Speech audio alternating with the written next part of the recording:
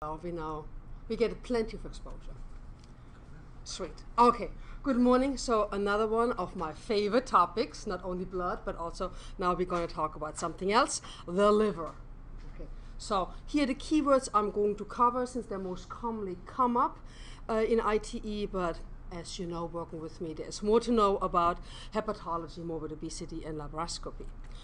Okay, so some people think the heart is the most important organ. I disagree. Okay, there's the liver, so let's start with that. What does the liver do, and what do we know about, or need to know about the basic facts about liver physiology? Pretty big organ, about 1.2 to 1.5 kilo heavy. Blood supply, about 20 to 25% of our cardiac output, so gets a lot. And it comes from two blood vessels, hepatic artery, portal vein. The blood amount of blood they're getting is not 50-50. You get more from the portal vein, about 2/3, only 1/3 from the hepatic artery. However, that's not a static relationship. We get to this in the next slide. The oxygen delivery, however, comes from both blood vessels equally. Okay, artery has more oxygen than the portal vein. Okay, so blood supply different, but the oxygen amount probably not. The blood gets returned from the liver through the hepatic veins. Very short distance from the hepatic vein to the IVC, and also a very short distance from the IVC to then the right atrium. Okay, that's the reason why the liver is so vulnerable to changes in right heart function or in CVP preload. Because any kind of volume shift the heart suffers, the liver is going to pay the consequence. Hepatomegaly and right heart failure, pulmonary hypertension, etc. Okay. As I said, the relationship between portal vein and hepatic artery is not a static one. The portal vein, as it supplies or brings all the nutrients from your GI system to the liver to get processed, is depends really on what I eat. If I'm NPO for 12 hours, your portal vein blood flow is probably small. I've just eaten, okay, so initially small, but then coming up. Since the liver doesn't like fluctuation in blood flow, it's semi-autoregulated. It wants a constant blood flow. Most of the organs want that, but the liver and the kidney get it. So the hepatic artery is going to compensate for the changes in the pulmonary vein blood flow. As pulmonary vein goes down, hepatic artery goes up. Why is it important? Is the physiology or pathophysiology where your pulmonary vein flow is, your portal vein flow is impaired? Portal hypertension comes to mind. So that's why we need to know, because it changes your anesthesia management. Because the most important thing about this to remember is, as the hepatic artery compensates for portal vein flow, the favor is not returned. The pulmonary vein couldn't care less if there's fluctuation in hepatic artery flow. So if you have portal hypertension, meaning my portal vein flow is impaired, hepatic artery is going to compensate for it. Now I do anesthesia on a cirrhotic patient. My arterial blood pressure goes down, so does my hepatic artery blood flow, and therefore makes your liver extremely vulnerable for hypotension. Okay, so keep that in mind. That's why this is relevant. Okay, the liver does a lot of important things, and as I usually tell my patients, I can breathe for you, we can replace your heart function for you, we can replace your kidney function for you. You cannot replace this. That's how complex that is. The liver does a lot of metabolic functions. Xenobiotic, fancy word for saying drug metabolism, we know that. It metabolizes protein, it metabolizes the lipids, it metabolizes glucose. Major player in your glucose hemostasis. Anytime you eat, glucose gets stored in form of glycogen. That's the glycogenesis. Okay, and then when I fast, the liver's going to say like, okay, now you get a little. Okay, we are breaking down the glycogen in glucose, and so therefore we are maintaining a steady flow of carbohydrate substrate. That's what the liver does. So we can fast for 12 hours, we can eat. That makes it possible we don't have to eat constantly. Well, some people do, but we don't. We don't have Also want to point out the regulatory functions the liver is involved in to maintain your portal blood flow, to maintain hemostasis in glucose and in your intravascular volume. The renin, aldosterone, angiotensin system comes to mind. That's where the liver also is majorly involved in. Coming back to metabolic functions, also remember something from the basic exam. The metabolism in the liver is organized in certain zones. The zones are defined by oxygen availability. P450, major drug elimination process, is located in zone 1, which is the highest oxygen gradient, closest to the hepatic artery, closest to the portal vein. Substrate and oxygen are right there. This is your triad over here, and here's your hepatic vein branch. While in zone 3, you have oxygen deprived area. So these are the zones, the conjugation from the drug metabolism, they're located in zone 3. Again, why does that matter? An example, benzodiazepines, midazolam versus lorazepam. Quick, easy question to ask when it comes to understanding your metabolism in impaired liver function. Midazolam goes through zone 1 and zone 3. You first have to break it down into metabolites, and then it gets conjugated. It's shorter metabolism, but with unvariable or variability of oxygen supply in the liver, if I can't do zone 1, my zone 3 process is going to be delayed. While lorazepam, technically the longer drug, but only needs zone 3 for breakdown and elimination. So therefore might take longer, but I have predictable in someone with impaired liver function metabolism. So that's why we actually would rather use lorazepam over midazolam on someone with advanced liver dysfunction. Okay, type of liver diseases. There's the acute hepatitis. Okay, your function is not is acutely break down to your toxins, or infection can go into a chronic form that's usually well compensated, but easily can be thrown in a decompensated state. Then there's cirrhosis. Cirrhosis means that your liver cells have been replaced with connective tissue, therefore becomes more scar. Your resistance is going up. That's the key word for developing portal hypertension. Cholestasis, it's just the drainage system. Your gall production is impaired. Therefore, your liver is exposed to this pressure coming from the inability to drain and inability to eliminate your bile products. In metabolic diseases, those livers look perfectly fine. Oxalosis. Your symptom will be you make a lot of kidney stones. The problem is the liver. Okay. A lot of the glycogen abnormalities, mitochondrial diseases get actually symptomatic with the metabolic decline of liver function. All right, end stage liver disease pathophysiology. Those guys who already have done livers have probably seen good clinical examples of the whole combo here, but just this slide is a highlight of really summarizing something very complex. Portal hypertension means you get a portal cable shunts, sets you up for bleeding. Okay, it's a big problem, not only like that the blood does not go through the liver, but primarily you get engorged blood vessels where there shouldn't be. We'll talk about it in a moment. Cardiovascular response, because you are chronically intoxicated, your toxins can be cleared by the liver, you get a hyperdynamic state, and everything is shunting, your SVR is low, you're chronically acidotic and in a toxic state. Remember that. So the heart tries to compensate it with an increased cardiac output, but it really is like driving on the autobahn 24/7. High cardiac output, low SVR. Fluid regulation and electrolyte shifts. To remember is because you have a low albumin production, you have a low colloid osmotic pressure, so you're kind of like looking water overloaded, but you have a low intravascular volume. The fluid does not stay where it needs to stay.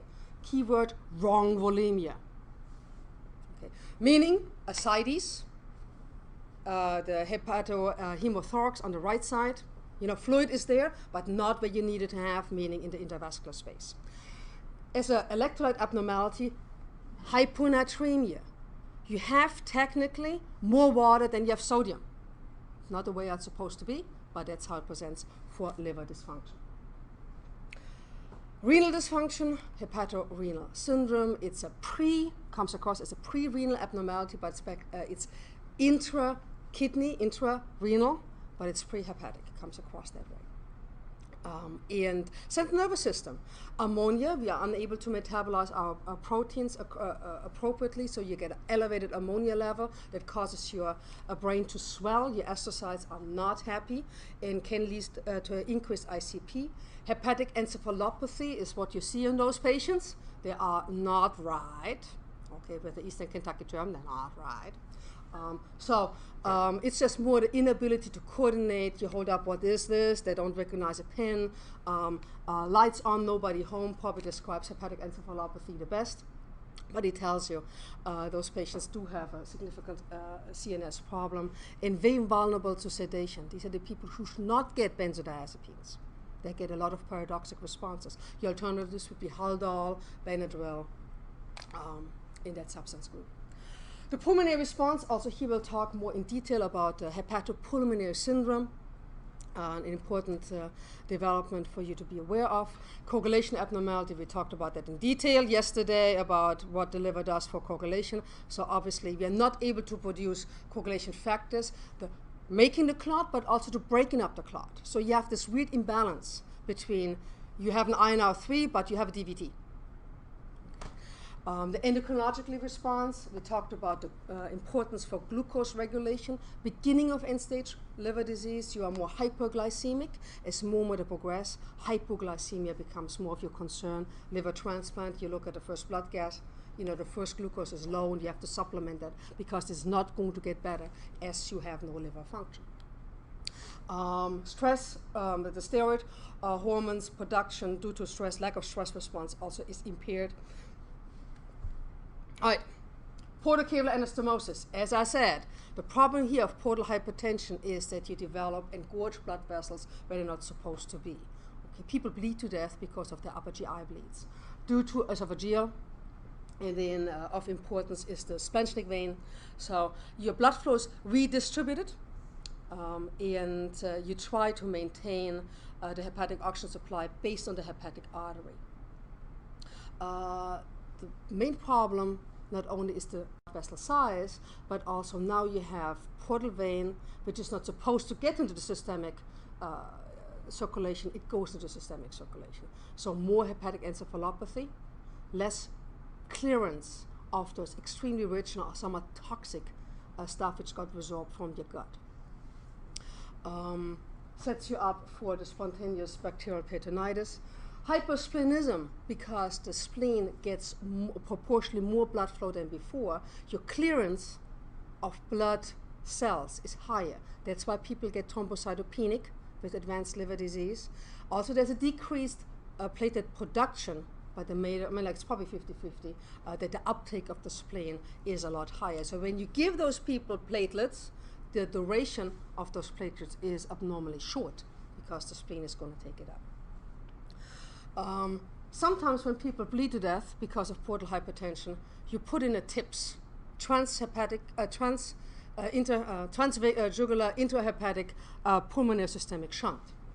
Basically, you do that to avoid that those blood vessels, this engorged blood vessel, make you bleed to death. You create a shunt between portal vein and IVC to offload that pressure to hopefully buy some time before you have a liver transplant or things getting better.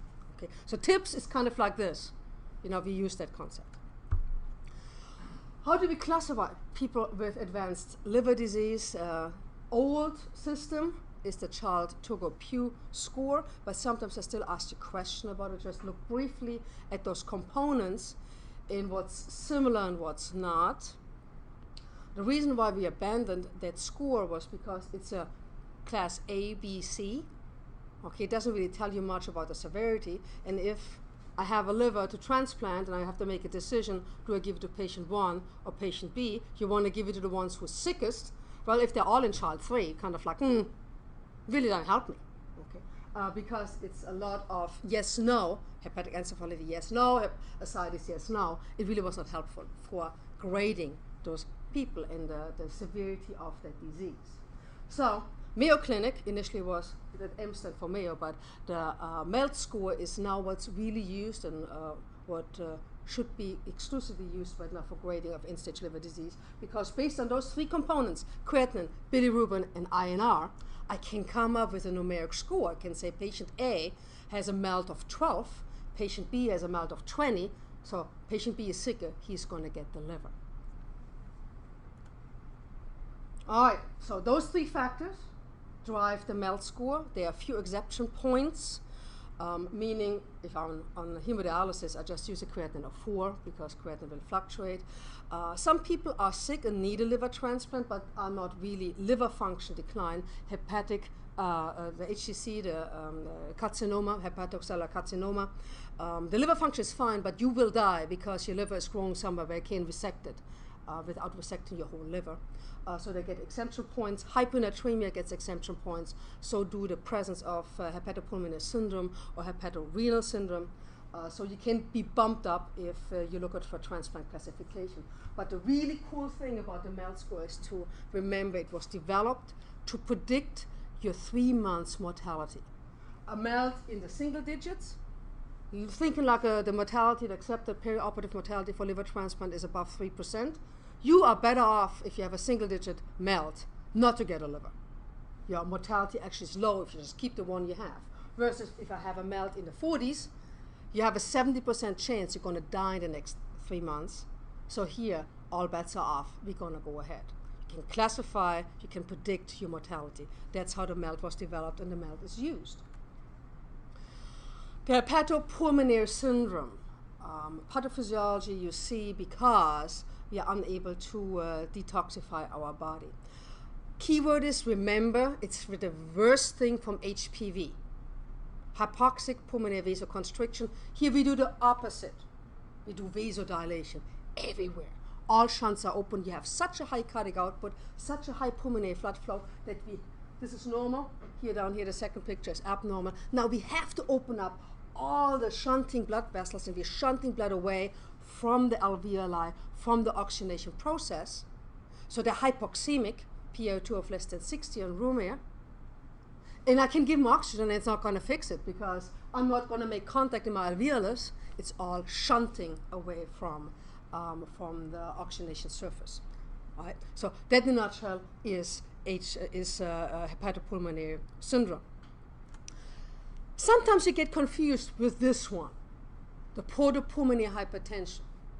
Also here, inability to clear vasoactive medications, but here the lung is going to respond differently because it sees this high blood flow and it gets this high pressure and volume overload, and it's going to like, whoa, whoa, whoa, this is too much pressure and I need to protect myself against all this pressure.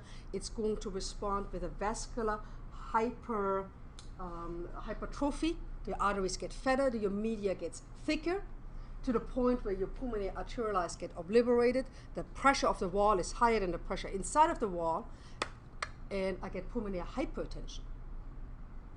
Okay, it has nothing to do with oxygenation. Here it's the circulatory pressure. Your pulmonary artery pressures are up. If a mean is above 35, this is a contraindication to doing a liver transplant because this process is irreversible. When those arteries starting to hypertrophy, this media gets thicker. Even if I give you a new liver, this is not going to go away. So based on pulmonary hypertension, your mortality is increased, so therefore there is no advantage to fixing your liver dysfunction. All right, so here comes my favorite operation. Okay, liver transplant. Because what do I do when I have advanced liver disease and my liver is not going to recover? I can give you another liver. For those of you guys who haven't done a liver transplant yet, just a brief outline of the surgical procedure. 3 stages. First, we're doing a big abdominal incision and identify everything. We try to get to the hepatic ileum to identify all the vascular structures. And you can imagine how much fun that is on a coagulopathic patient with engorged abdominal veins and blood vessels, and everything you touch is just going to bleed. And because he had some infections in there, there's a lot of scar tissue. It's a lot of fun. It's a bloody mess. Okay, and it's most from the surgical stages, the most unpredictable one because you don't know how quickly it's going to take you, how much scar tissue adhesions, etc. there is. To get to your endpoints, meaning identify all the structures. Then anhepatic means we disconnect the liver from all incoming and outgoing blood vessels. We take it out. We put a new one in. We do those anastomoses. And then when everything is done, we start the neohepatic phase because we open up this donated organ to the new circulation, and then we have a new liver, the neohepatic stage. All right, going through step by step. Pre-anhepatic, just remember, bloody mess.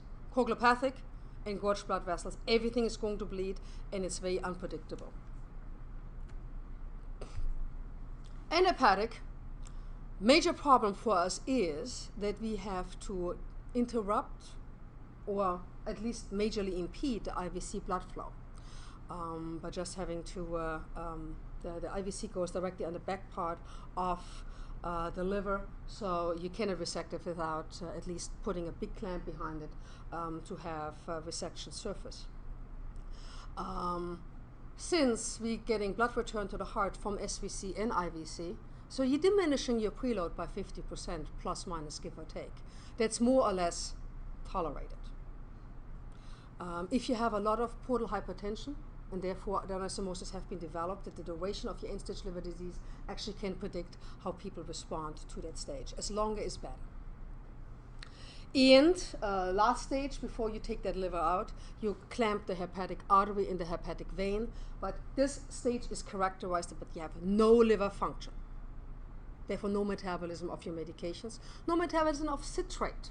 We talked yesterday about like how important it is that citrate gets metabolized by the liver into lactate and then bicarb. Okay. So therefore, here, whatever you give, it's what you have to deal with. So hypocalcemia in this stage, very common. And glucose metabolism, you know, you can imagine. If hemodynamically the discontinuation of IVC blood flow is not tolerated, you have that option of creating a veno-veno bypass. What that means is, by putting a cannula in femoral and into portal vein, you drain the blood out to a system. It's not a pump. It's still driven by your cardiac output, so it's only facilitated. So from IVC, you create an external connection to give the blood back to the SVC. That's the veno-veno bypass. Your advantages are you have more hemodynamic stability because now you're not only running on IVC blood return, you do get something back from the, on the SVC, you get something back from the IVC. Your splanchnic veins are decompressed, they're not engorged, and you have a better temperature control because that artificial circuit can warm. However, the complication risk, almost a third of those patients have a lot of artificial surface, and someone has a very imbalanced coagulation system, thrombosis risk very high. Haven't seen an air embolization, but technically surely it's possible because you are draining area from a field where all blood vessels are technically exposed to air, so it's easy to suck that in. And the cannula placement also is not going to be fun portion of that operation. As you probably clinically know, we try to avoid that, but it's a possibility if your cardiac output does not maintain well on SVC alone. All right, so here's a little bit the anatomical picture of what you see during liver transplant or what your surgeon sees. So, liver gets unplugged from the major blood vessels, and then we have to create those anastomoses. The IVC anastomosis are the first one to be done. The infra and supra hepatic portion. Then you do the portal vein, and then you are ready to give this organ back to at least restore blood flow. And after reperfusion, so in the intra, in over the neohepatic stage, is when you usually complete the hepatic artery and the bile duct. And now we are ready for reperfusion. So this is the exciting moment we all work for, or kind of like, this is going to be a rough one. All right, reperfusion means you're opening up that cold, acidotic, donated organ, big organ, 1.2 to 1 kilo, big, okay, to the systemic circulation, which is very short to go to the right heart. So you're really in there for a fun ride. What you have to be afraid of is they can develop arrhythmias due to either the acidosis, the cold, or the hyperkalemia coming from this donor organ. Okay, so anything from bradycardia asystole to ventricular fibrillation, hyperkalemic arrest is possible. Hypotension, this cold acidotic stuff your heart usually does not like. They're kind of like, whoa, whoa, whoa, what are you doing to me? That liver is really cold, meaning like in the 4 to 6 degrees. You don't want it warmed up until you have it perfused, because that would cause perfusion injury. So you want it cold until that point. So that impairs your contractility. You still have a patient with end-stage end-stage liver disease physiology. So if you have a low SVR, the acidosis surely doesn't make it better. And since there might be, depending on the preparation of your donor organ, particles and air still maintained in that organ, PE, air embolizations, are possible. That's why we monitor it with the TEE. And you get all that blood back from the IVC. So you were just fine running on SVC blood. Now the IVC is open, so you get a lot of volume back, can create a temporary time of volume overload, pulmonary hypertension, also something which might impair your contractility and your overall heart function. Thank God it's a relative short term, meaning 10, 15 minute kind of thing if you're lucky. You know, it hopefully doesn't impair longer. And then the second stage of the neohepatic is actually a good one, because now you have a new liver. And believe it or not, this liver is functioning pretty quickly, meaning making coagulation products, correcting acidosis like in its new home. And as you can feel that your patients like you, less and less support, less bleeding, tucking along, you know that liver is working and things are normalizing on its own. Something to keep in mind when we are correcting coagulation in that stage, sometimes we still do, because they develop fibrinolysis due to the inflammatory response secondary to the reperfusion of an ischemic donated organ. So fibrinolysis is observed in that stage.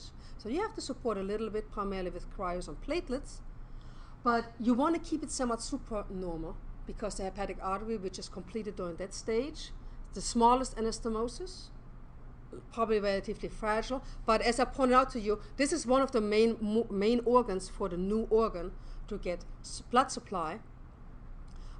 So if the hepatic artery goes down, you usually have primary graft failure, something you don't want, so you keep them semi-thin, okay, or supernormal. All right, so how to assess liver function after either liver transplant or major hepatectomies? You look at the liver functions, what we went through earlier. What does the liver do? The easy one for us clinically to follow up is the INR. That should normalize without getting products. And you also can look at acidosis and your lactate clearance. We talked about the glucose metabolism, but what lactate is, if I don't have oxygen, my pyruvate, which comes down from the glucose, cannot enter the Krebs cycle.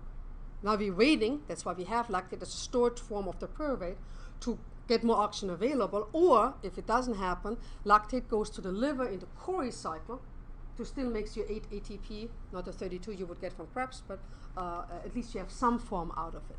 So your liver clears your lactate.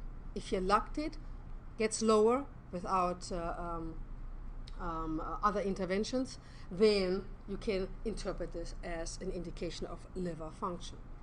Okay, so not only for liver transplant, but also for major hepatectomies, INR elevation afterwards is a bad sign. Okay, inability to collect this is a bad sign. All right, morbid obesity. Yeah, it's a problem. As you know, and just I put also BMI criteria out there to know. We should have probably another category of kind of like, I don't know how we want to name it, but it's becoming more and more problem. Above 30 is obese, above 35 is super obese, above 40 is morbidly obese. Okay. Pathophysiology. Okay, only to hit the highlights. Respiratory. Because of increased intra-abdominal pressure, your diaphragm has nowhere to go, so your FRC is compromised. That's a major abnormality. Closing volume, even at rest, they already can have airway collapse if your tidal volume is less than closing capacity. It's not only the FRC, all the other lung volumes are impaired, especially the expiratory reserve volume, and they're compensating by increasing respiratory rate. It's not only collapse of FRC, but also you have a restrictive abnormality. The excess tissue, you've all seen those x-rays where there's this little tiny lung and a huge body, right? All this excess tissue is encasing that lung, so therefore restrictive abnormality. All those oxygen impairments are also paired with an increase in oxygen consumption because fat actually is very well vascularized. So therefore create a lot of increased cardiac output, and all that needs to be supported. So you have an increased oxygen consumption, not only limited supply by respiratory pattern, but also increased consumption. Obstructive sleep apnea, neck size, therefore with excess neck tissue goes along with airway collapse.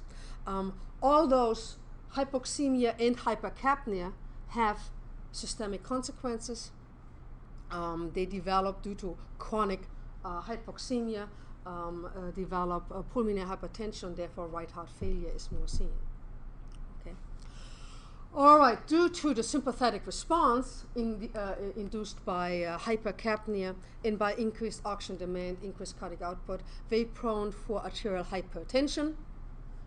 Due to the excess tissue and the lack of moving around, you have an increased venous stasis.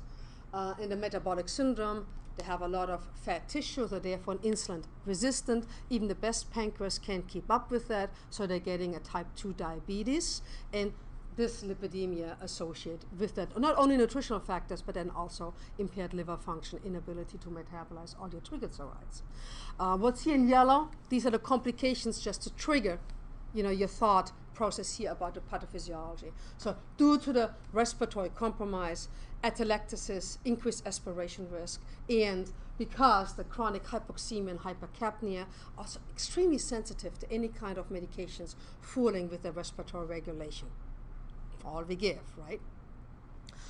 Due to the sympathetic stress, increased oxygen consumption, increased cardiac output always sets you up for type 2, at least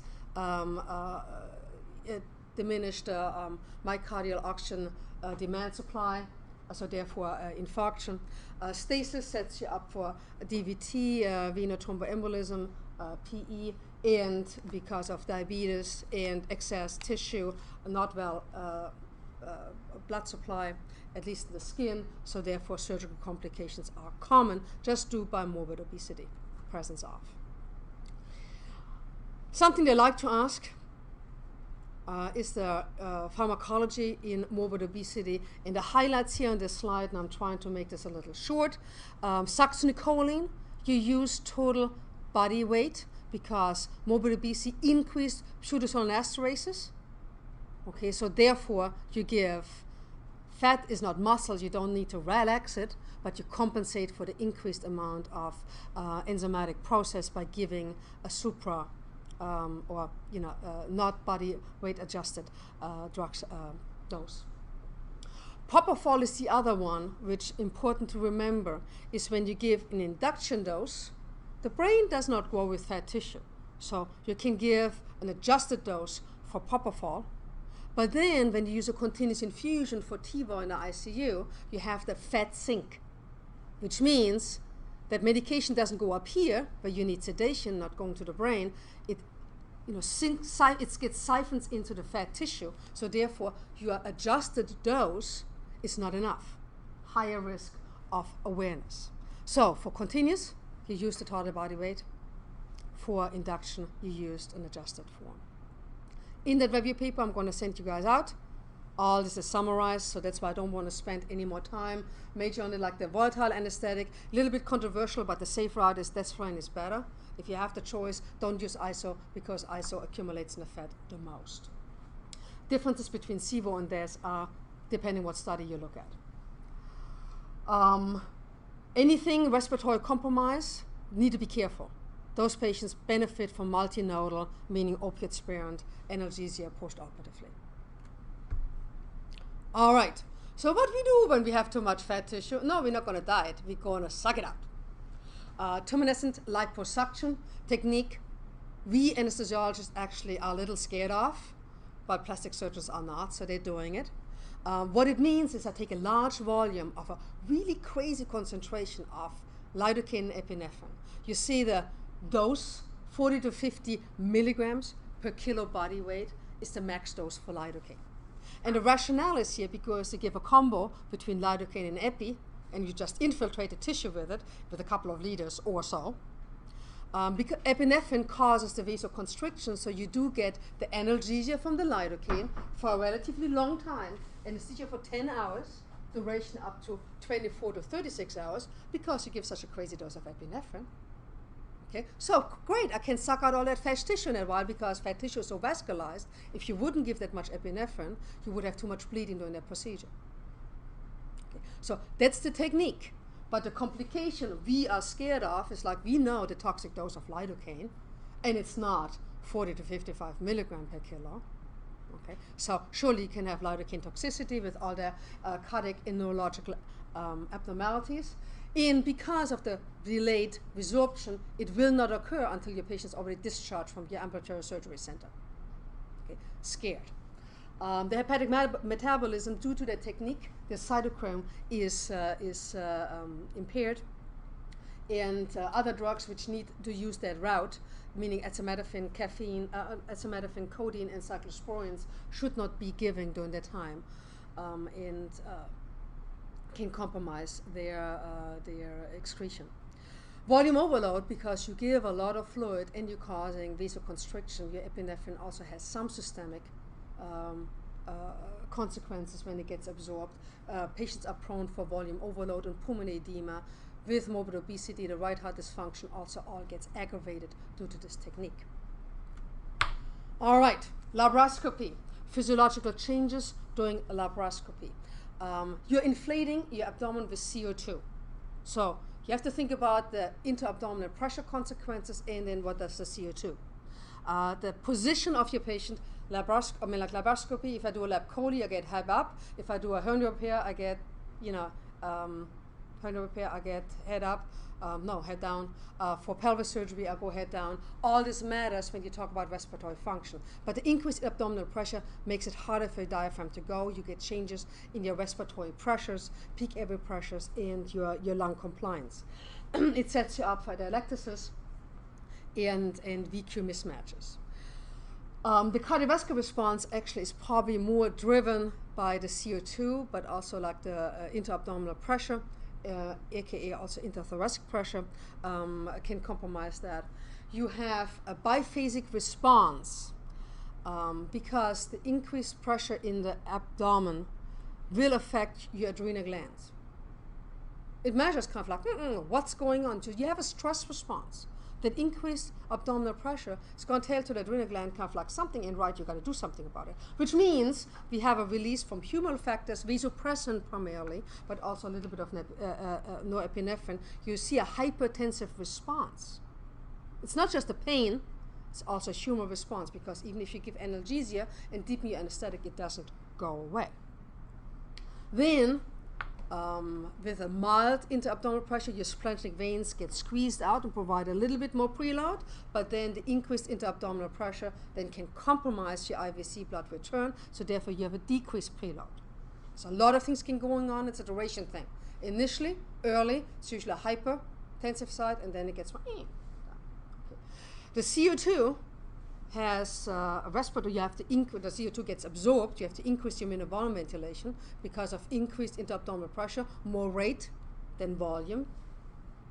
The CO2 absorption depends on where you are operating on. Intra-abdominal, probably not that bad. Retroperitoneal is really a higher absorption rate. And the hypercapnia also can also induce a systemic response. Mild hypercapnia also can increase heart rate, increase your blood pressure. So it's a combination also of the respiratory acidosis, which is caused by the CO2 absorption. The complication due to laparoscopy.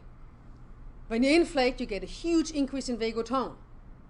So they can have a bradycardia up to an asystole arrest. Young people more than old people, because they have a more sensitive autonomic system. We talked about the hypertension. Keep in mind the hypercapnia can have something to do with it. It's not only the humoral response. In the end, the CO2 can go where you don't want it to go. You think you're inflating the abdomen, but actually, due to an incomplete diaphragm, you can get a pneumothorax, you can get a pneumomediastinum, you can get a pressure injury of your pulmonary tissue, and air embolization also has been described. Last, not least, abdominal compartment syndrome. Okay. We call it intra-abdominal hypertension if your intra-abdominal pressure is higher than 12. Unless you do a laparoscopy, that's not good because you compromise the blood flow to your intra-abdominal organs. It's abdominal compartment syndrome if your intra-abdominal pressure is higher than 20, because then there's a high indication that organs are beginning to fail. This graph I got from the surgical literature. That's a pretty accepted algorithm how to approach that. But what it means for us is like, A, we need to avoid it, and when do you have to think about it? So, tissue edema, tissue injury, volume resuscitation, excessive volume resuscitation, associated swelling with that can set you up for this. Reperfusion injury after vascular procedure, you do a closed AAA, SMA, stenting, whatever. This can happen because then all you got is swelling and can cause that. Retroperitoneal hematoma, also during a AAA endovascular approach, you poke something nobody knew you did, you get a huge retroperitoneal hematoma, can cause an abdominal compartment syndrome. And the treatment form is like straightforward. Decompress it. All right, 2 minutes early, so I'm done. Thank you very much for hanging out here with me. And I think I have to stop this here. All right. Yay.